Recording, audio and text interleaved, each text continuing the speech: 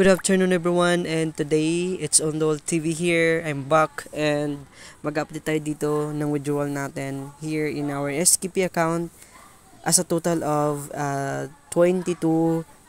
So ito yung kukunin natin today guys, and i-withdraw natin today gamit yung ating GCash account. Ayan, so without further ado, let's try to click withdraw na.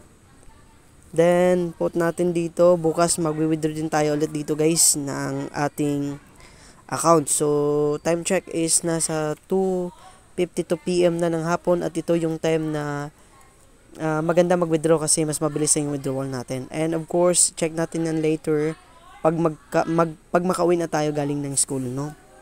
So, today, click natin dito yung 22 sa ating account, then click natin tong submit. Yan, so as of today, withdrawal successful na yung ating account, and hintayin naman po natin dito sa ating GCash account ang ating marireceive today na worth of $22.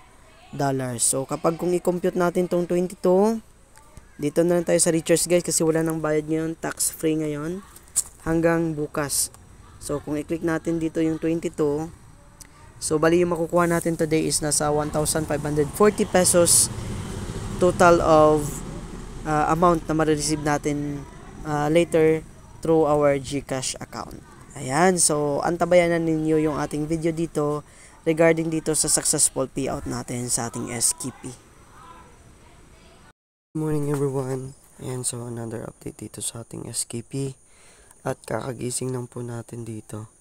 So today meron na tayo dito na-receive na 1,540 guys. So nasaan dito, try natin check dito.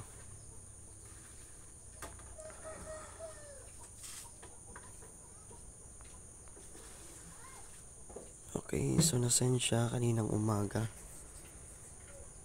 5:57 AM. Okay, double check natin.